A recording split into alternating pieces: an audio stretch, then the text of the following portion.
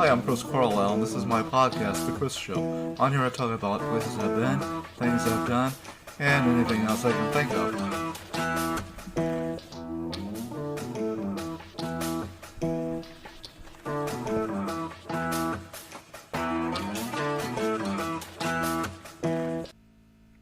This week we're going to take a look back at what happened when I was in the 4th grade.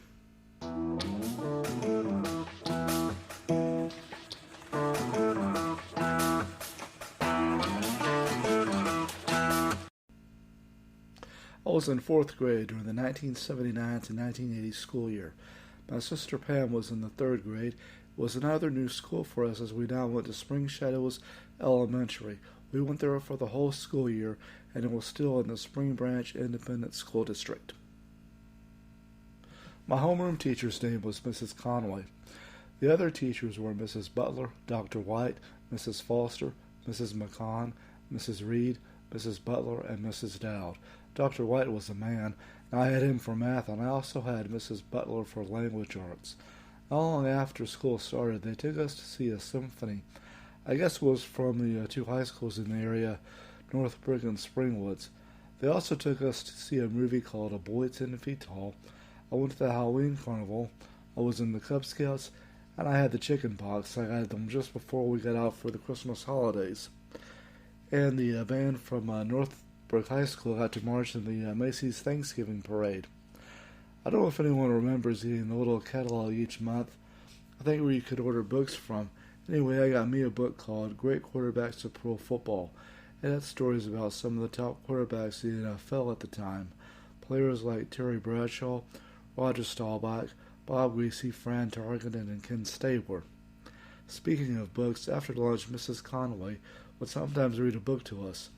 The ones I remember were Tales of a 4th Grade Nothing, and its spin-off, otherwise known as Sheila the Great, My Side of the Mountain, and around Christmas, the story of Nicholas, which of course is the story of St. Nicholas, which inspired Santa Claus. Coming up, look at what happened in the news.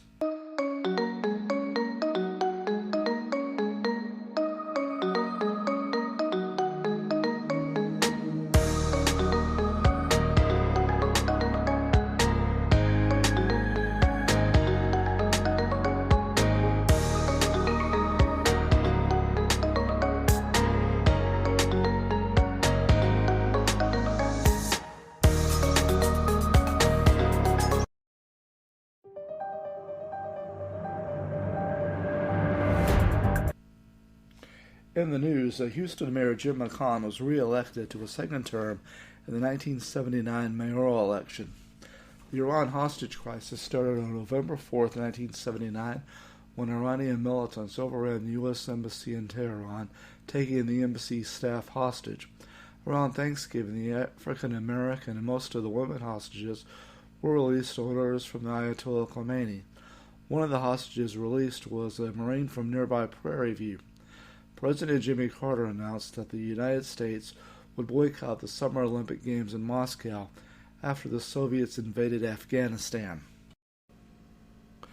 The 1980 presidential campaign started with President Carter facing a challenge in the Democratic Party from Senator Ted Kennedy and California Governor Jerry Brown. In the GOP, it was former California Governor and movie actor Ronald Reagan, former Texas Congressman and Ambassador George Bush, former Texas Governor and former Democrat John Connally, who was wounded in the assassination of President Kennedy, Tennessee Senator Howard Baker, Kansas Senator Bob Dole, and Indiana Congressman John Anderson.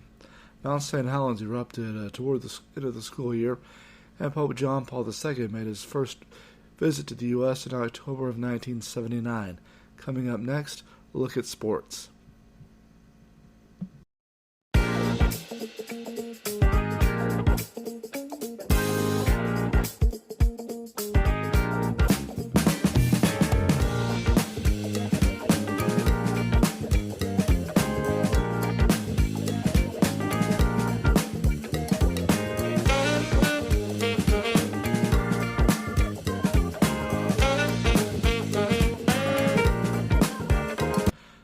Now here's what happened in sports.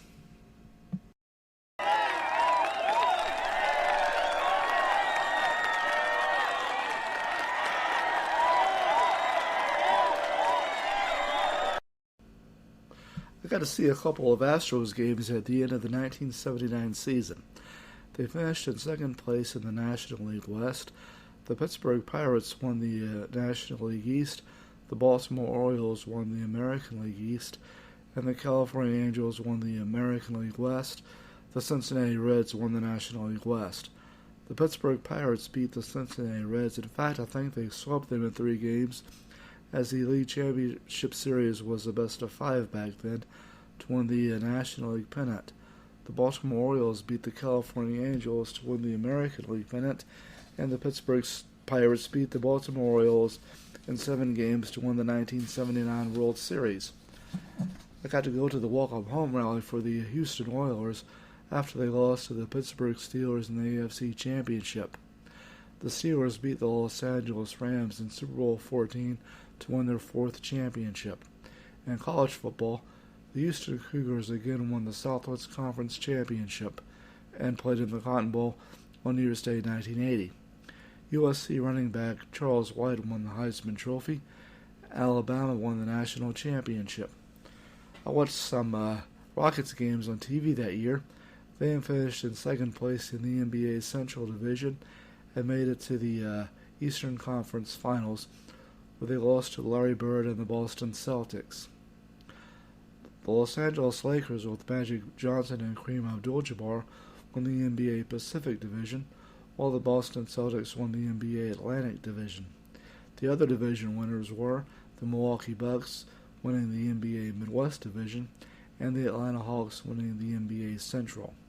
The Lakers beat the defending champion Seattle Supersonics in the Western Conference Finals, while the Philadelphia 76ers and Dr. J, Julius Erving, beat the Boston Celtics in the Eastern Conference Finals.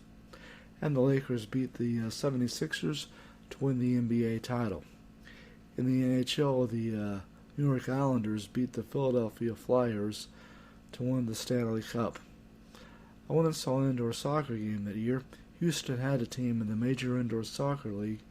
The team was called the Houston Summit Soccer and played at the Summit. They came from behind in the game that I went to and won in overtime. They went on to win the Central Division Championship, and they lost to the New York Arrows in the MISL Championship. Johnny Rutherford won the 1980 Indianapolis 500. Buddy Baker won the 1980 Daytona 500. The U.S. hockey team beat the Soviet Union in the medal round for the 1980 Winter Olympics in Lake Placid, New York. They went on to beat Finland to win the gold medal. Junior One Risk won the 1980 Kentucky Derby. Some of the new television shows that I watched were Galactic in 1980, Trapper John M.D., 240 Robert, That's Incredible, House Flows, Flow, The Misadventures of Sheriff Lobo, Benson, Here's Boomer, Sanford, Me and Max, and Joe's World. On Saturdays, I watched science fiction theater on Channel 11 with shows like Godzilla, Gamera, The Colossal Man, and others. There was also the $1 Million Movie, which aired Monday through Friday on Channel 13. The season finale for Dallas was the infamous Who Shot JR episode, and I actually watched it. Now, here are the winners for the Grammys and the Oscars. First, the Grammys. The Doobie Brothers won Record of the Year for What a Fool Believes. Billy Joel got Album of the Year for 52nd Street. The Doobie Brothers won Song of the Year for What a Fool Believes. Ricky Lee Jones won Best New Artist. Robin Williams won Best Comedy Recording. John Williams won for Best Instrumental Composition for the theme from Superman the Movie. He also won for Best Album of Original Score written for a motion picture or a television special for Superman the Movie. Emmylou Harris won the Best Country Vocal Performance by a Female for Blue Kentucky Girl. Kenny Rogers won for Best Country Performance by a Male for The Gambler. My sister had that 8-track tape, by the way. The Charlie Daniels Band won for Best Country Vocal Performance by a Group for the song The Devil Went Down to Georgia. Kenny Rogers also won for Best Country Song for You Decorated My Life. Gloria Gaynor won for Best Disco Recording for I Will Survive. Donna Summer won for Best Rock Vocal Performance by a Female for Hot Stuff. Bob Dylan won for Best Rock Vocal Performance by a Male for Gotta Serve Somebody. The Eagles won for Best Rock Vocal Performance by a Group for Heartache Tonight. Now the Oscar winners, and they were: Kramer vs. Kramer won Best Picture. Dustin Hoffman won Best Actor for Kramer vs. Kramer. Sally Field won Best Actress for Norma Ray. Melvin Douglas won Best Supporting Actor for Being There. Meryl Streep won Best Supporting Actress for Kramer vs. Kramer. And Robert Benton won Best Director for Kramer vs. Kramer, as they won most of the awards. The Empire Strikes Back, the sequel to Star Wars, came out on May 21st. I went and saw it after school got out. Next, to look at those who were born and those who we lost when I was in 4th grade.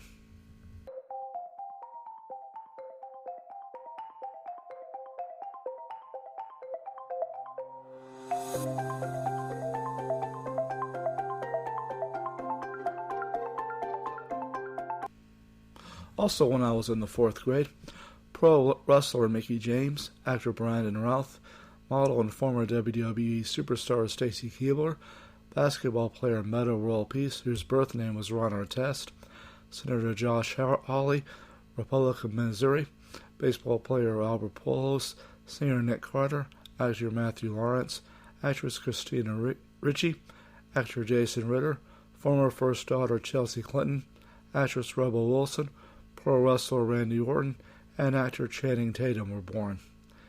And also former First Lady Mamie Eisenhower, comedian Jimmy Durante, actor Jay Silverheels Tonto on The Lone Ranger, Jesse Owens, 1936 gold medalist, director Sir Alfred Hitchcock, and Marshal Joseph Broz Tito, the president of Yugoslavia, passed away.